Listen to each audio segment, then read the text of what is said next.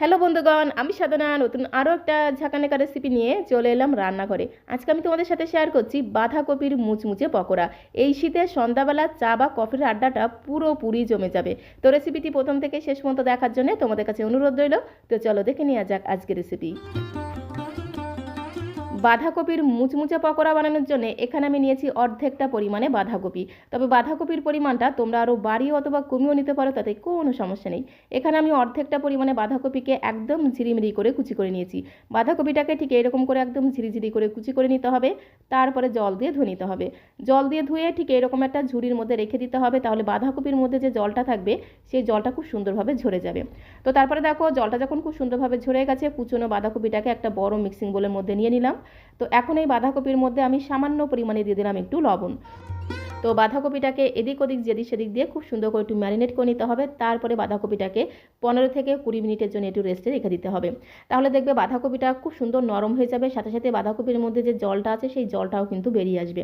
তো লবণ দিয়ে বাঁধাকপিটাকে খুব ভালো করে ম্যারিনেট করা হয়ে গেলে একটু ধামা চাপা দিয়ে রাখতে হবে, মানে ঢাকনাটা বন্ধ করে 15 থেকে 20 মিনিটের জন্য রেস্টে রেখে দেবো। তো বাঁধাকপিটা ওদিকে রেস্ট নিতে থাক, আর আজকের বাঁধাকপির পকোড়াগুলো আমি মুসুর ডাল দিয়ে বানাবো, যার কারণে বাঁধাকপির পকোড়াগুলো খেতে হবে দারুণ টেস্টি। এখানে আমি 100 গ্রাম মুসুর ডালকে 2 ঘন্টা আগে জলের মধ্যে ভিজিয়ে রেখেছিলাম, যার কারণে মুসুর ডালগুলো দেখো খুব সুন্দরভাবে ভিজে গিয়ে ফুলে একদম ডবল হয়ে গেছে। এভাবে হাত দিয়ে দুই তিনবার খুব ভালো করে কষলে কষলে ধুয়ে নিতে হবে। যতক্ষণ না মুসুর ডালের মধ্যে এই ঘোলাটে জলটা পুরোপুরি স্বচ্ছ হয়ে যাচ্ছে, ততক্ষণ অবধি মুসুর ডালটাকে খুব ভালো করে জল পাল্টে পাল্টে ধুয়ে নিতে হবে। আর মুসুর ডালের মধ্যে যে জলটা আছে সেই জলটাকে খুব ভালো করে ঝরিয়ে নিতে হবে, যাতে ডালের মধ্যে একটুও জল না থাকে। আর এইভাবে 2 ঘন্টা ভিজিয়ে রাখার কারণে দেখো ডালটা বেশ একটু নরম হয়ে যায়, মিক্সিং জারে দিয়েও বেটে নিতে সুবিধা হয়, আবার শিলনোড়াতে একদম মিহি করে বেটে নিতেও সুবিধা হয়। মুসুর ডালের জলটাকে খুব সুন্দর করে ঝরিয়ে তারপরে দেখো মিক্সিং জারের মধ্যে দিয়ে দিলাম। আর এর মধ্যে আমি একদমই সামান্য পরিমাণে, মানে 1 চামচের মতো জল দিয়ে মিক্সিং জারের ঢাকনাটা বন্ধ করে মুসুর ডালটাকে একদম মিহি করে পেস্ট করে নেব। যতটা সম্ভব অল্প পরিমাণে জল দিয়ে একটু শুকনো শুকনো করে পেস্ট করে নিতে হবে, তাহলে পকোড়াগুলো বানাতে সুবিধা হবে। তো মুসুর ডালের এই পেস্টটাকে এখন একটা বোলের মধ্যে আমি ঢেলে নেব। তো এইভাবে যতটা সম্ভব একদমই অল্প পরিমাণে জল দিয়ে মুসুর ডালটাকে একদম মিহি করে পেস্ট করে নিতে হবে। মুসুর ডালের পেস্টটাকে একটা সাইডে আমি সরিয়ে রাখলাম। আর আজকের বাঁধাকপির পকোড়ার মধ্যে আমি যে উপকরণগুলো দেবো সেটা একটু তোমাদের দেখিয়ে দিচ্ছি। এখানে দেখো 3টে কাঁচা লঙ্কাকে একদম ঝিরিঝিরি করে কুচি করে নিয়েছি, আর একটা গোটা রসুন বেছে নিয়েছিলাম। একটা গোটা রসুনের যতগুলো কোয়া হয়েছিল সবগুলো রসুনের কোয়াকে ফাইন চপ করে কুচি করে নিয়েছি, যাকে বলে একদম ঝিরিমিরি করে কুচি করে নিয়েছি। তার সাথে 1/2 ইঞ্চির থেকে একটু বেশি আদাকে গ্রেটার দিয়ে গ্রেট করে নিয়েছি। একটু আদা গ্রেট করে দিলে খেতে কিন্তু দারুণ লাগবে। তার সাথে 1 থেকে 1.5 মুঠোর মতো ফ্রেশ ধনেপাতা কুচি করে নিয়েছি। আর এখানে আমি 2টো মিডিয়াম সাইজের পেঁয়াজকে একদম ঝিরিমিরি করে কুচি করে নিয়েছি। তো এইগুলোকে যদি একটু আগে থেকে কেটে গুছিয়ে রাখা হয়, তাহলে বাঁধাকপির পকোড়াগুলো বানাতে কিন্তু একদমই সময় লাগবে না, খুবই অল্প সময়ের মধ্যে কিন্তু রেডি হয়ে যাবে। আর এদিকে দেখো 15 থেকে 20 মিনিট হয়ে গেছে, বাঁধাকপিটাকে আমি রেস্টে রেখে দিয়েছিলাম। ঢাকনাটা খুলে তোমাদের দেখিয়ে দিচ্ছি, দেখো বাঁধাকপিটা কিন্তু অনেকটাই সফট হয়ে গেছে। একটু লবণ দিয়ে 15 থেকে 20 মিনিট বা আধা ঘন্টা রেখে দিলেই দেখবে এই বাঁধাকপিটা বেশ অনেকটাই কিন্তু নরম হয়ে যাবে। আর বাঁধাকপির থেকে দেখো কতটা জল বেরিয়েছে। তো এখন এই বাঁধাকপিটাকে এইভাবে খুব ভালো করে হাতের সাহায্যে চিপে চিপে জলটাকে বের করে অন্য একটা পাত্রের মধ্যে তুলে নেব। তো বন্ধুগণ, যা ঠান্ডা পড়েছে, আর এই ঠান্ডাতে যদি সন্ধ্যাবেলা চা বা কফির আড্ডায় এইভাবে একটু বাঁধাকপির পকোড়া বানিয়ে নিয়ে বসা যায়, তাহলে আড্ডাটা কিন্তু পুরোপুরি জমে যাবে, খেতে অসাধারণ টেস্টি হয়। তো এইভাবে সমস্ত বাঁধাকপিটাকে খুব সুন্দর করে জল চিপে চিপে বের করে নিলাম। আর দেখো কতটা জল বেরিয়েছে। এই জলটাকে কোনো কাজে লাগবে না, জলটাকে ফেলে দিতে হবে। তারপরে ওই বাঁধাকপিটাকে আমি একটা বড় মিক্সিং বোলের মধ্যে নিয়ে নিলাম। তো এখন আমি এর মধ্যে একে একে সমস্ত উপকরণগুলো মেশাবো। তো প্রথমে আমি বাঁধাকপির মধ্যে মুসুর ডালের পেস্টটা দিয়ে দেবো। আর বাঁধাকপির পকোড়াতে যদি এইভাবে একটু মুসুর ডাল বেটে দেওয়া হয়, পকোড়াগুলো কিন্তু একদম দারুণ মুচমুচে হবে, খেতেও কিন্তু দারুণ টেস্টি হবে। আর এই বাঁধাকপির পকোড়াগুলোকে আরও একটু বেশি মুচমুচে আর ক্রিস্পি বানানোর জন্য এর মধ্যে আমি 4 থেকে 5 চামচ দিয়ে দিলাম চালের গুঁড়ো। এখন যেহেতু শীতকাল, প্রত্যেকটা দোকানেই কিন্তু চালের গুঁড়ো পাওয়া যাবে, তো অবশ্যই কিন্তু একটু চালের গুঁড়ো দিতে হবে। তার সাথে 5 চামচ ভর্তি করে দিয়ে দিলাম বেসন। বেসন আর চালের গুঁড়োটা কিন্তু অবশ্যই দিতে হবে, তাহলে বাঁধাকপির পকোড়াগুলো খেতেও কিন্তু দারুণ টেস্টি হবে। তারপরে যে পেঁয়াজ কুচি রসুন কুচি করে রেখেছিলাম সমস্ত কিছুকে একসাথে আমি বাঁধাকপির মধ্যে দিয়ে দিলাম। তো দেখো সমস্ত কুচনো সবজিগুলো বাঁধাকপির মধ্যে দেওয়া হয়ে গেলে এর মধ্যে আমি সামান্য কিছু গুঁড়ো মশলা অ্যাড করে দেবো। দিয়ে দিলাম 1 চামচ ভর্তি করে জিরের গুঁড়ো, তার সাথে দিয়ে দিলাম 1 চামচ ভর্তি করে ধনিয়া গুঁড়ো, দিয়ে দেবো পরিমাণ মতো হলুদের গুঁড়ো, আর খুব সুন্দর একটা রং বা কালারের জন্য এর মধ্যে আমি দিয়ে দেবো একটু কাশ্মীরি লাল লঙ্কার গুঁড়ো। যেহেতু আমি অনেকটা বাঁধাকপির পকোড়া বানাচ্ছি তাই 1 চামচ জিরের গুঁড়ো 1 চামচ ধনে গুঁড়ো দিয়ে দিলাম। এর সাথে আমি দিয়ে দেবো একটু গোলমরিচের গুঁড়ো, একটু গোলমরিচের গুঁড়ো দিলে খেতে কিন্তু দারুণ টেস্টি হবে। তার সাথে গরম মশলার গুঁড়োটা কিন্তু অবশ্যই দিতে হবে, এখানে আমি 1/2 চামচের মতো গরম মশলার গুঁড়ো দিয়ে দিলাম।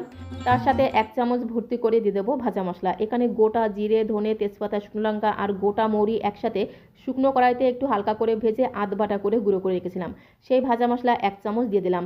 আর এই ভাজা মশলাটা কিন্তু অবশ্যই দেবে, তাহলে পকোড়ার স্বাদ আর গন্ধ দ্বিগুণ বেড়ে যাবে। স্বাদের ব্যালেন্সের জন্য সামান্য পরিমাণে চিনি দিয়ে দিলাম, তার সাথে সবশেষে দিয়ে দিলাম স্বাদ মতো লবণ। লবণটাকে সবার শেষে দিতে হবে। এবারে সমস্ত উপকরণগুলো বাঁধাকপির সাথে খুব সুন্দর করে একদম ঝাঁকানাকা করে মেখে নিতে হবে।